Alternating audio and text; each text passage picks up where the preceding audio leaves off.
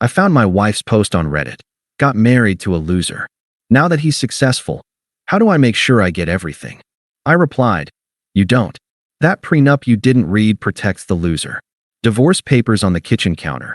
She deleted everything within minutes and rushed home to explain. Too late. I'd already sent screenshots to both our families. Hey viewers, before we move on to the video, please make sure to subscribe to the channel and hit the like button if you want to see more stories like this. Thanks. The bottle of Dom Perignon was sweating in my hand, leaving a damp circle against my palm. It cost $300, more than our grocery budget for the entire month back when we first started dating. I stood outside our apartment door, my heart hammering against my ribs, not from the 3 flights of stairs, but from the sheer weight of the news I was carrying. $5.2 million. That was the final buyout number. After 3 years of coding in the dark, surviving on instant ramen, and watching my hairline recede from stress, the acquisition was official. The money wasn't in the account yet. That would take a few weeks, but the ink was dry. I wasn't the broke, struggling developer anymore. I was a solvent, successful man. I was finally the husband Elena wanted me to be. I turned the key, a grin splitting my face. I was ready for the scream of joy. I was ready for her to hug me, to tell me she was proud of my resilience. I was ready to finally feel like a partner, not a burden. I pushed the door open. Elena? You home? She was in the kitchen, aggressively scrubbing a pan. The noise was scraping and harsh. She didn't turn around. You forgot the trash, Mark, she said. Her voice wasn't angry. It was just tired, resigned. The kind of tone you use with a dog that keeps peeing on the rug. It's garbage day tomorrow. Now the hallway is going to smell like rot for a week because you were too busy zoning in on your little project. I'm sorry. I started, stepping further inside, hiding the bottle behind my back. I was just, you're always just something, she snapped, finally spinning around. Her eyes were dull, filled with a familiar mixture of pity and annoyance. My dad called today. He asked if you'd found a real job yet. Do you know how humiliating it is to tell him you're still playing pretend with that app? He was right, Mark. He told me 3 years ago that ambition without execution is just delusion. I'm tired of waiting for you to grow up. The words hit me like buckshot. I stood there, the cold bottle pressing against my lower back. This was our dynamic for the last 18 months. I was the dreamer, the leech, the anchor dragging her down. She was the martyr who worked as a paralegal to keep the lights on. Elena, I said quietly, I didn't take the trash out because I was at the lawyer's office. She rolled her eyes, turning back to the sink. Great. What did you get sued for? Did you infringe on someone's copyright? Do we need to borrow money from my parents again? Because I swear to God, Mark, we sold. I interrupted. She froze. The scrubbing stopped. What? The app. We sold the IP and the user base this morning. I pulled the bottle out from behind my back and set it on the island. It made a heavy thud. $5.2 million. It hits the account in 14 days. The silence that followed was heavy, suffocating. I watched her back. I watched her shoulders tense, then slowly relax. When she turned around, the woman who had just called me delusional was gone. Her face had transformed. The tightness around her mouth vanished, replaced by a look of pure, unadulterated awe. Her eyes, which had been dull seconds ago, were suddenly wet and sparkling. Baby, she whispered.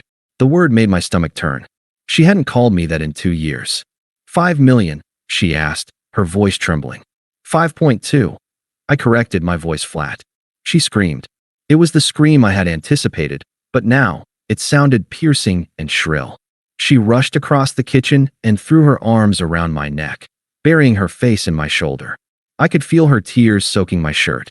I knew it, she sobbed, clutching me tight. I knew you could do it. I told everyone, Mark. I told them you were a genius. Oh my God, we made it. We actually made it. I stood there, my arms hanging limp at my sides.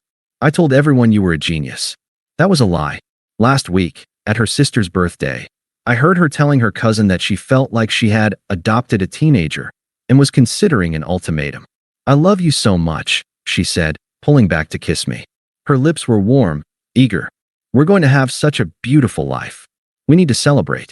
We need to call my mom. We need to look at that house on Pine Street. I kissed her back, but I felt nothing. No spark. No relief. Just a cold, hard knot of clarity forming in my chest. She didn't love me. She loved the safety. She loved the validation.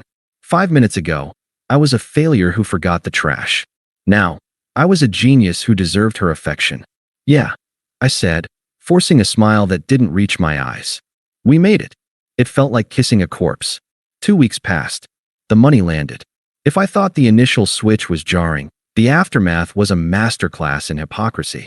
Elena quit her job 3 days after the wire transfer cleared. She didn't ask me. She just came home at noon on a Tuesday and announced she was retiring to manage our assets.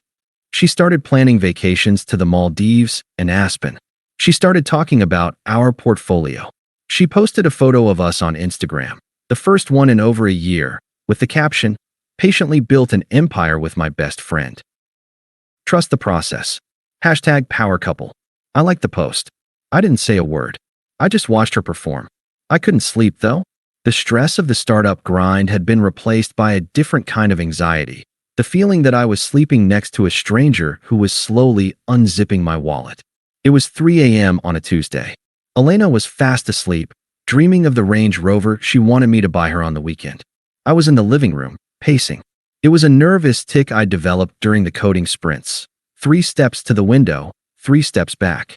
I sat down on the sofa and opened Reddit on my phone. I usually browsed r/tech or r/startups, but tonight, feeling the heavy weight of my sham marriage, I found myself doom-scrolling r/marriage. I wanted to see if other people felt this sudden disconnect after a major life event. I refreshed the new tab. A post caught my eye immediately. It had 0 upvotes and had been posted 6 minutes ago. Title: Trapped with a man-child who got lucky. How to bypass a prenup. My breath hitched. I clicked it. Throwaway account obviously, the post began. I, 27F, am in a nightmare situation that everyone else thinks is a dream. I've been married to a total loser, 29M, for 3 years. I'm talking zero ambition, depression naps, forgets basic chores, plays on his computer all day pretending to work. I carried us. I paid the rent. I dealt with the embarrassment when my family asked what he did. I stopped reading for a second. My chest felt tight. Depression naps. That's what she called it when I worked 20-hour shifts and collapsed from exhaustion for a day. I kept reading. I was actually planning to leave him next month. There's a VP at my firm, let's call him Jay, who I've been getting close with.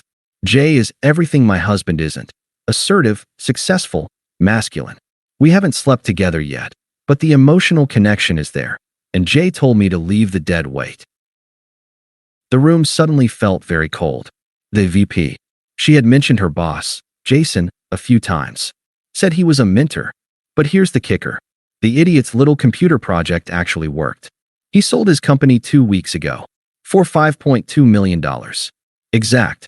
I froze. The world narrowed down to the glowing screen in my hand. 5.2, not 5 million. Not a few million. 5.2. Now he's walking around like he's Elon Musk, and I have to play the doting wife. I can't leave now, right? I put in the time. I suffered through the broke years. I deserve half of that payout for emotional damages alone. The problem is the prenup. I laughed. A short, dry bark of a laugh that echoed in the silent apartment. 3 years ago, when we got married, I forced him to sign a prenup. I was making $60,000 and he was making $0. I didn't want to be liable for his startup debt if he crashed and burned. I wanted to protect my credit score. I didn't read the fine print about future assets because, honestly, I thought 100% of nothing would always be nothing. Now I'm realizing that prenup completely walls off anything he created or sold that wasn't joint labor. Since I didn't code the app, I get nothing. Is there any way to avoid this? Can I claim I was under duress? Or that he had assets? I need a strategy before I file. I can't stay with this boring, pacing at 3 a.m. weirdo for the rest of my life just for the lifestyle. I want the cash and I want out. Pacing at 3 a.m. weirdo. I looked down at my feet.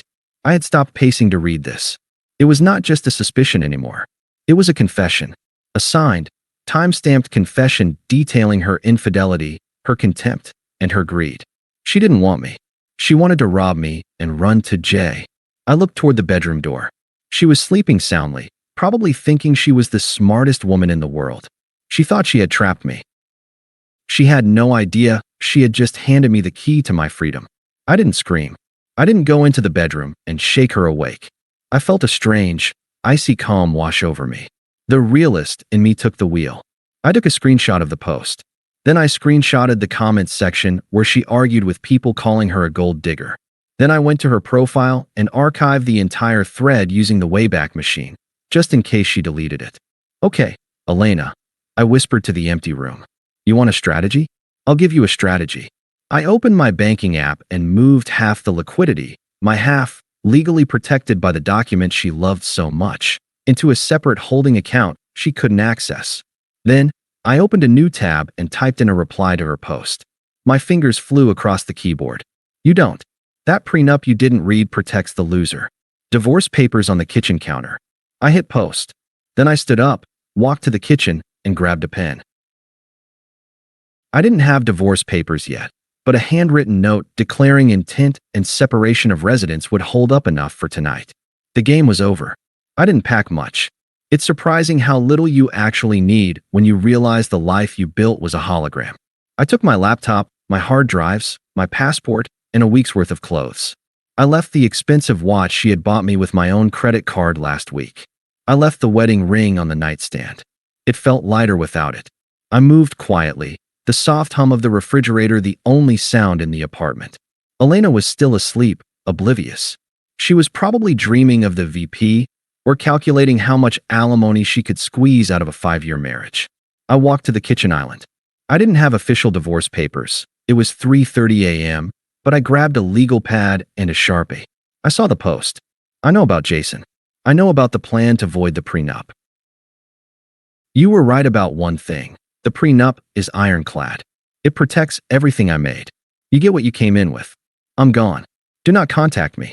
I left the note next to the bottle of Dom Perignon. The bottle was warm now. Flat. Just like us. I called an Uber Black. Then, while I waited in the hallway, I couldn't stand to be in that air a second longer. I unlocked my phone for the final strike. I created a new group chat.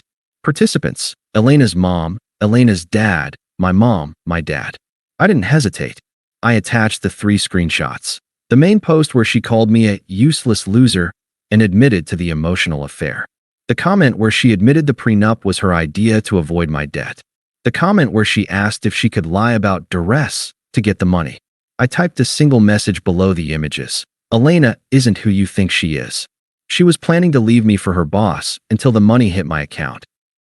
She signed a prenup to protect herself from my potential failure, and now she's upset that it protects me from her greed. I'm done. She's your responsibility again. I hit send.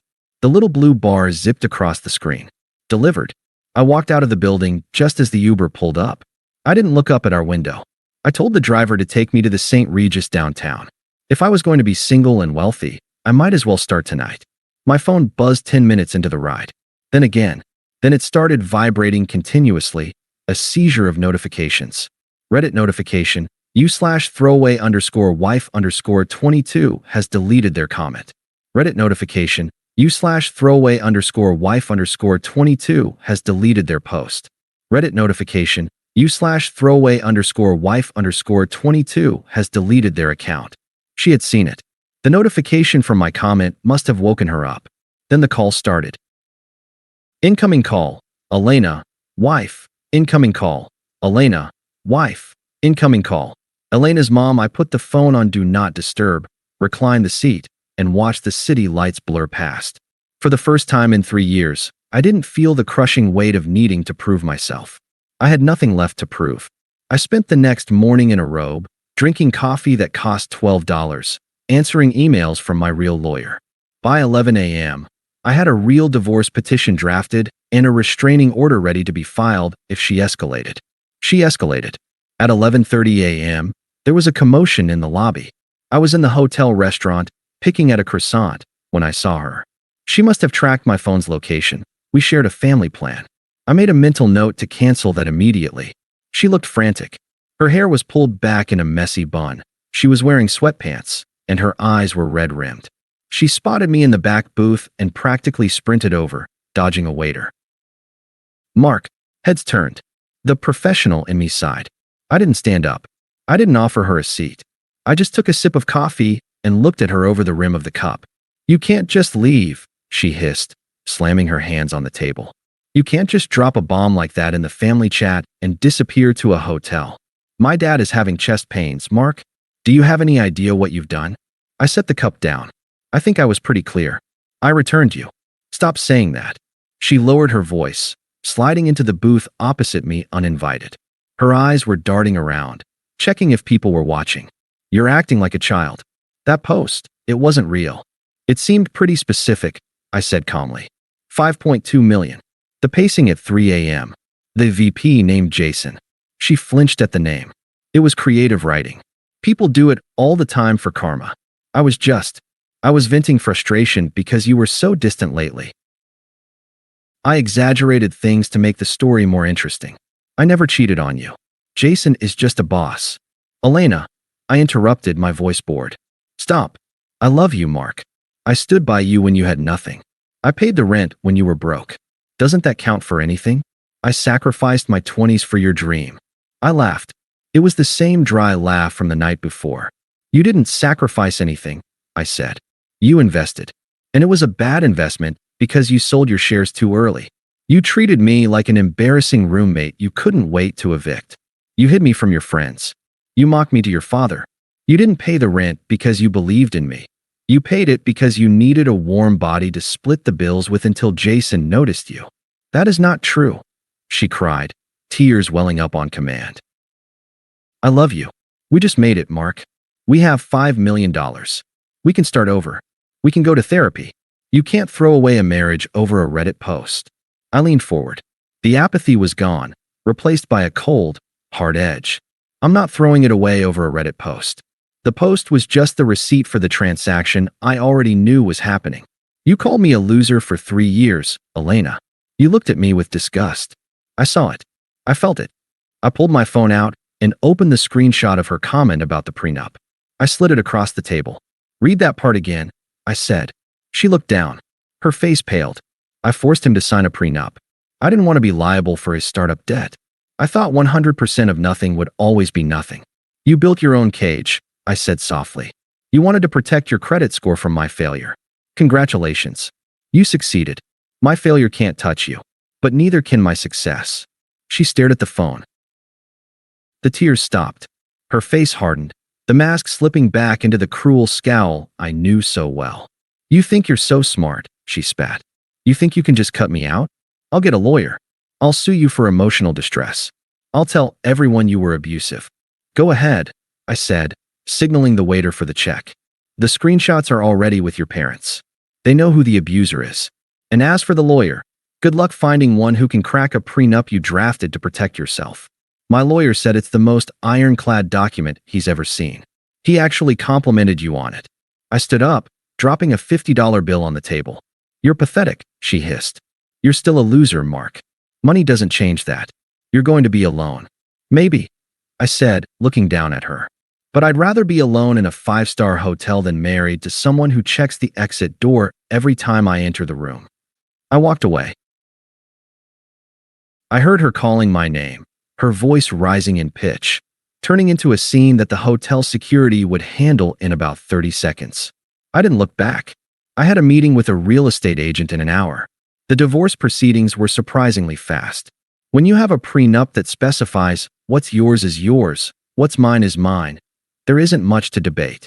My lawyer, a shark named Harrison, told me she tried to hire 3 different firms. All of them dropped her once they saw the document and the screenshots. She was getting desperate. I had blocked her number, her email, and her socials. I had moved into a new condo in a building with a doorman who looked like he could bench press a Buick. I was impenetrable. So, she went for the soft underbelly, my parents. 2 weeks after the hotel confrontation, I took my parents out to dinner to celebrate. We were at a steakhouse, white tablecloths, dim lighting, the kind of place my dad used to say was for senators and mobsters. We were halfway through appetizers when the air in the room seemed to shift. I saw my mother's eyes widen, looking over my shoulder. "Oh, for Christ's sake," my dad muttered, putting down his fork. I didn't turn around. I felt a hand on my shoulder. "Mark," a breathless voice said. "Please, we need to talk." It was Elena. She looked diminished. The arrogance was gone, replaced by a frantic, twitchy energy. She was wearing a dress I recognized, one she used to wear when she wanted to impress my parents, but it looked wrinkled. Elena, I said, not looking at her, cutting into my calamari. You're trespassing, and you're interrupting my mother's story.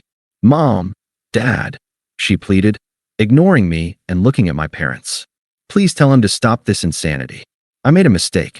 A stupid online mistake. But we're family. I've been your daughter-in-law for 3 years. You can't just let him throw me away like garbage.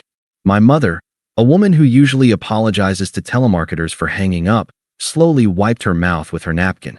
She picked up her wine glass, took a sip, and set it down with a deliberate clink. Elena, my mother said, her voice ice cold. I read what you wrote. I read that you called my son a useless burden. I read that you were waiting for him to fail so you could leave him for a what was it? A VP? That was just venting. Elena cried, her voice rising. People were staring now. I was stressed. I helped him build that app. I supported him.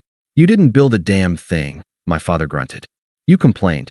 Every time we visited, you rolled your eyes when he spoke. You made him feel small. We saw it. We just kept our mouths shut because we thought he loved you. I do love him, she sobbed, reaching for my arm again. I pulled away sharply. Where's Jason? I asked. The question caught her off guard. She froze. What? Jason? The VP. The real man. Why aren't you with him? If I'm such a loser, surely he's waiting to sweep you off your feet. Her face crumbled. The fight went out of her instantly. He didn't want a relationship, she whispered, looking at the floor. He just wanted fun. I nodded. It was exactly what I expected. So you tried to swing to the next branch, but you missed. And now you're falling. And you want me to be the safety net. I stood up. I was taller than her, and for the first time, I felt it. I'm not a net, Elena. I'm the ground. And you just hit it. I signaled the manager, who was already hovering nearby. Please escort this woman out. She's harassing my family. As the security guard gently took her arm, she looked back at me one last time. There was no anger left, just a terrifying realization that she had gambled everything and lost. Mark, she whimpered. Please. I turned my back to her and sat down. So, Mom, I said, my voice steady. Tell me more about the garden. 18 months later, I was in New York for a fintech summit. Life had accelerated in ways I couldn't have predicted. I had started a venture capital firm, reinvesting the buyout money into other dreamers who needed a break. I traveled. I ate well. I slept through the night. I was sitting in the lounge of the Mandarin Oriental, waiting for Sarah. Sarah was an architect I'd met 6 months ago. She was fierce, brilliant, and didn't know how much money I had until our 5th date. When I told her, she had shrugged and said, That's nice. Can you pass the salt? I was checking my emails when a shadow fell over the table. I looked up. It took me a second to recognize her. She looked older.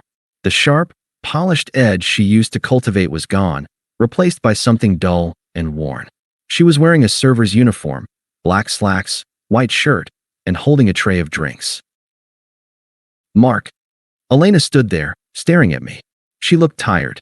There were fine lines around her eyes that hadn't been there before. Hello, Elena, I said. My pulse didn't race. My hands didn't shake. I felt nothing. It was like running into a high school classmate you barely knew.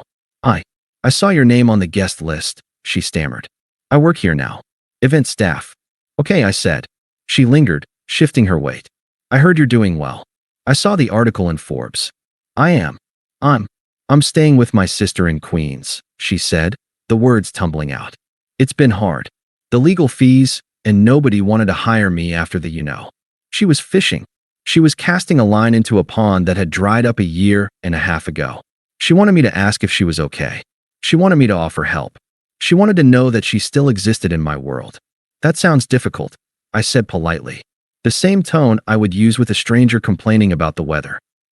Mark, she said, her voice dropping to a whisper. Do you ever think about us? About what we had? I looked at her. Really looked at her. I thought about the 3 years of insults. I thought about the Reddit post. I thought about the silence in the apartment while I coded, and she scrolled Instagram, wishing she was with someone else. No, I said. Her face fell. Never. Elena, I said gently. I don't think about you at all. Just then, Sarah walked up. She looked radiant in a green dress, smiling as she saw me. She didn't notice the server standing awkwardly by the table. Ready to go? Sarah asked, taking my hand. Ready? I said, standing up. I looked at Elena one last time. Excuse me, I said, gesturing for her to step aside so I could leave the booth. We have a reservation. I walked past her without brushing against her. I didn't look back to see if she was crying. I didn't care if she was. She was just a ghost haunting a house I had moved out of a long time ago. I walked out into the city lights, holding Sarah's hand, and for the first time in my life, the future was the only thing I could see. Thanks for watching. Make sure to subscribe to the channel and hit the like button. What do you think about this story? Share it in the comments.